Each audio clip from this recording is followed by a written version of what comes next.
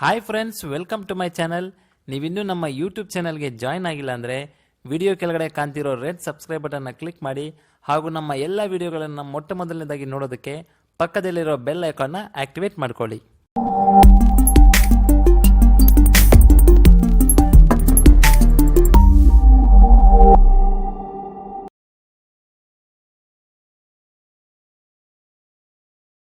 Hi friends, ನಾನು ನಿಮ್ಮ ಶ್ರೀನಾಥ್.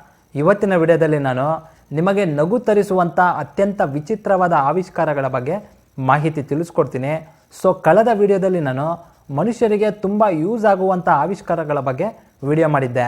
ಆದರೆ ಈ ವಿಡಿಯೋದಲ್ಲಿ ನಾನು ತೋರಿಸಿರೋ ಈ ಆವಿಷ್ಕಾರಗಳು ಮನುಷ್ಯರಿಗೆ ಯೂಸ್ ಆಗುತ್ತೋ ಇಲ್ವೋ ಅದು ಬೇರೆ ವಿಷಯ, ಆದರೆ ನಗು ಬರೋದಂತೂ ಗ್ಯಾರಂಟಿ. ತುಂಬ ಇಂಟ್ರೆಸ್ಟಿಂಗ್ ಆಗಿರುತ್ತೆ ಇವತ್ತಿನ ವಿಡಿಯೋ. ಬನ್ನಿ ವಿಡಿಯೋ ನೋಡ್ಕೊಂಡು ಬರೋಣ. ಮೊದಲನೇದು ವೀಲ್ಡ್ ಟಾಯ್ಲೆಟ್. ಸೊ ಬ್ರಿಟನ್ನ ಒಬ್ಬ ಪ್ಲಂಬರ್ ನಮ್ಮ ಜೊತೆ ಯಾವಾಗಲೂ ಇರೋ ರೀತಿ ಒಂದು ವಿಚಿತ್ರ ಟಾಯ್ಲೆಟನ್ನು ತಯಾರಿಸಿದ್ದಾನೆ. ಇನ್ನು ಇದನ್ನು ತಯಾರಿ ಮಾಡೋದಕ್ಕೆ ಆತನಿಗೆ 3 ತಿಂಗಳುಗಳ ಕಾಲ ಸಮಯ ಹಿಡಿದಿದೆಯಂತೆ.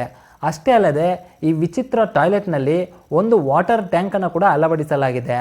ಸೊ ಒಂದು ಬಟನ್ ಪ್ರೆಸ್ ಮಾಡಿದ ಕೂಡಲೇ ಟಾಯ್ಲೆಟ್ ಆಟೋಮೆಟಿಕ್ ಆಗಿ ಫ್ಲಶ್ ಆಗುತ್ತೆ.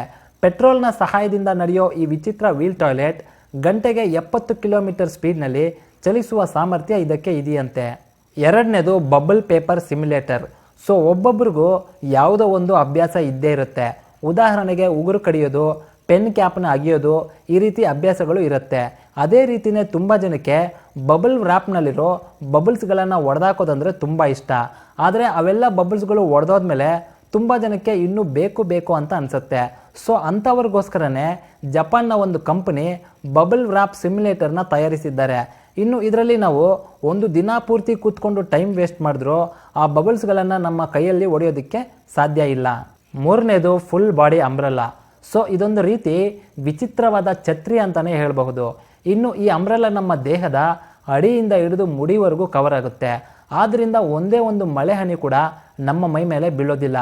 ಆದರೆ ಈ ವಿಚಿತ್ರವಾದ ಛತ್ರಿಯನ್ನು ನಾವು ಹಾಕ್ಕೊಂಡು ರೋಡ್ನಲ್ಲಿ ಹೋದರೆ ಮಾತ್ರ ಎಲ್ಲರ ದೃಷ್ಟಿ ನಮ್ಮ ಮೇಲೇನೆ ಇರೋದು ಮಾತ್ರ ಗ್ಯಾರಂಟಿ. ಹಾಗೂ ನಾವು ಯಾರನ್ನಾದರೂ ಮಾತನಾಡಬೇಕಾದ್ರೆ ಈ ಛತ್ರಿಯಲ್ಲಿ ಒಂದು ಸಣ್ಣ ಬಾಕ್ಸ್ ಆಕಾರದ ಓಪನಿಂಗ್ ಕೂಡ ಇದೆ. ನಾಲ್ಕನೇದು ಸೈಬರ್ನೆಟಿಕ್ ಇಯರ್ಸ್. ಸೊ ಈ ವಿಚಿತ್ರವಾದ ಗ್ಯಾಡ್ಜೆಟ್ ನೋಡೋದಕ್ಕೆ ಸೇಮ್ ಮೊಲದ ಕಿವಿಗಳ ರೀತಿಯೇ ಇರುತ್ತೆ. ಹಾಗೂ ಇದರ ಸ್ಪೆಷಾಲಿಟಿ ಏನಪ್ಪ ಅಂದರೆ, ಒಂದು ವೇಳೆ ನಿಮ್ಮ ಮೂಡ್ ಚೆನ್ನಾಗಿಲ್ಲದೆ ಇದ್ದರೆ, ಅಂದರೆ ನೀವೇನಾದರೂ ಬೇಜಾರಾಗಿದ್ದರೆ ಅಥವಾ ದುಃಖದಲ್ಲಿ ಇದ್ದರೆ ಈ ಕಿವಿಗಳು ಕೆಳಕ್ಕೆ ಬಾಗಿರುತ್ತೆ. ಆದರೆ ಅದೇ ಒಂದು ವೇಳೆ ನೀವೇನಾದರೂ ತುಂಬ ಖುಷಿಯಿಂದ ಸಂತೋಷದಿಂದ ಇದ್ದರೆ ಆ ಕಿವಿಗಳು ಆಟೋಮೆಟಿಕ್ಕಾಗಿ ನೆಟ್ಟಗೆ ಮೇಲಕ್ಕೆ ಸ್ಟ್ರೈಟಾಗಿ ನಿಲ್ಲುತ್ತೆ. ಐದನೇದು ಬೇಬಿ ಮಾಪ್ ಸೂಟ್. ಸೊ ಇದು ಈ ವಿಡಿಯೋದಲ್ಲಿ ನಾನು ತೋರಿಸಿರೋ ಈ ಎಲ್ಲ ಆವಿಷ್ಕಾರಗಳಲ್ಲಿ ನನಗೆ ತುಂಬ ವಿಚಿತ್ರ ಅನ್ನಿಸ್ತು. ಹಾಗೂ ಈ ಒಂದು ಆವಿಷ್ಕಾರ ಜಪಾನ್ನಲ್ಲಿ ತುಂಬ ಫೇಮಸ್ ಆಗಿಬಿಟ್ಟಿದೆ.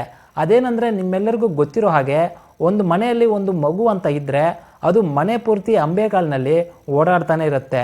ಸೊ ಆಗ ಆ ಮಗುಗೆ ಮಾಮೂಲಿ ಬಟ್ಟೆಗಳನ್ನು ಹಾಕೋ ಬದಲು ಈ ಸೂಟ್ನ ಆ ಮಗುಗೆ ಹಾಕಿದ್ರೆ ಆ ಮಗು ಯಾವ್ಯಾವ ಜಾಗದಲ್ಲೆಲ್ಲ ಓಡಾಡುತ್ತೋ ಅದೆಲ್ಲ ಪಳಪಳ ಅಂತ ಹೊಳೆಯುತ್ತೆ ಅಂತ ಈ ಒಂದು ಮಾಪನ್ನು ಕಂಡುಹಿಡಿದಿದ್ದಾರೆ. ಒಟ್ಟಿನಲ್ಲಿ ಆ ಎಳೆ ಮಗುವಿಗೂ ಕೂಡ ಮನೆ ಕೆಲಸ ಮಾಡೋದು ತಪ್ಪಿಲ್ಲ ಬಿಡಿ. ಸೊ ಫ್ರೆಂಡ್ಸ್, ಇವಿಷ್ಟು ಈ ವಿಡಿಯೋದಲ್ಲಿರೋ ಒಂದು ಚಿಕ್ಕ ಮಾಹಿತಿ. ನಿಮಗೇನಾದರೂ ಈ ವಿಡಿಯೋ ಇಷ್ಟ ಆಗಿದ್ದರೆ ದಯವಿಟ್ಟು ಈ ವಿಡಿಯೋನ ತಮ್ಮ ವಾಟ್ಸಪ್ ಗ್ರೂಪ್ನಲ್ಲಿ ಶೇರ್ ಮಾಡಿ ಅಂತ ಹೇಳ್ತಾ ವಿಡಿಯೋನ ಮುಗಿಸ್ತಾ ಇದ್ದೀನಿ. ವಿಡಿಯೋ ನೋಡಿದ್ದಕ್ಕೆ ಧನ್ಯವಾದಗಳು.